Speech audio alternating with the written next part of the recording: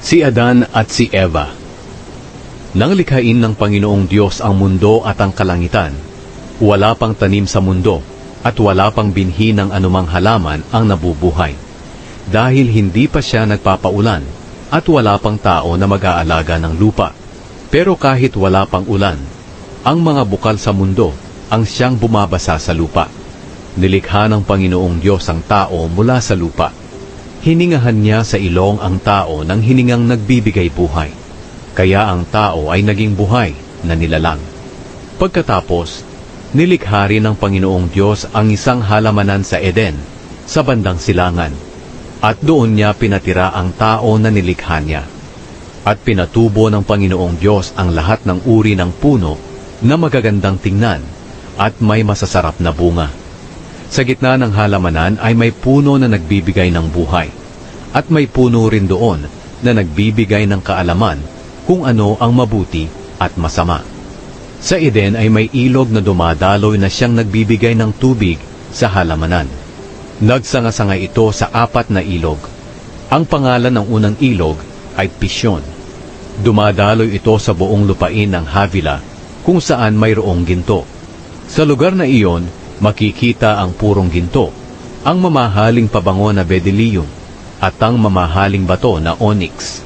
Ang pangalan ng ikalawang ilog ay Gihon. Dumadaloy ito sa buong lupain ng Cush. Ang pangalan ng ikatlong ilog ay Tigris. Dumadaloy ito sa silangan ng Assyria.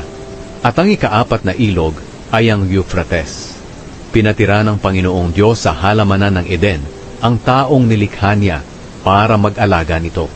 At sinabi niya sa tao, "Makakakain ka ng kahit anong bunga ng punong kahoy sa halamanan, maliban lang sa bunga ng punong kahoy na nagbibigay ng kaalaman kung ano ang mabuti at masama. Sapagkat sa oras na kainin mo ito, tiyak na mamamatay ka." Pagkatapos sinabi ng Panginoong Diyos, "Hindi mabuting mabuhay ang tao ng nag-iisa lang, kaya igagawa ko siya ng kasama na tutulong sa kanya at nararapat sa kanya." Nilikha ng Panginoong Diyos mula sa lupa ang lahat ng uri ng hayop na nakatira sa lupa, pati ang lahat ng uri ng hayop na lumilipad. Pagkatapos, dinala niya ang mga ito sa tao para tingnan kung ano ang ipapangalan nito sa kanila.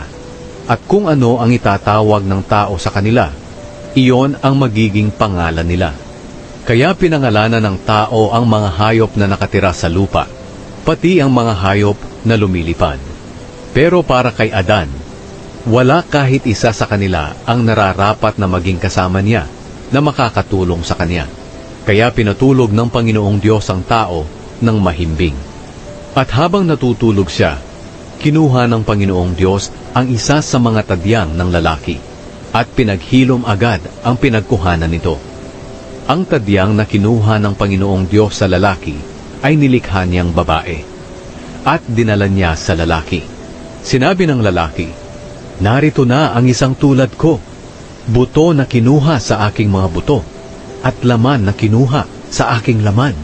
Tatawagin siyang babae dahil kinuha siya mula sa lalaki." Iyan ang dahilan na iiwan ng lalaki ang kanyang ama't ina at makikipag-isa sa kanyang asawa, at silang dalawa ay magiging isa.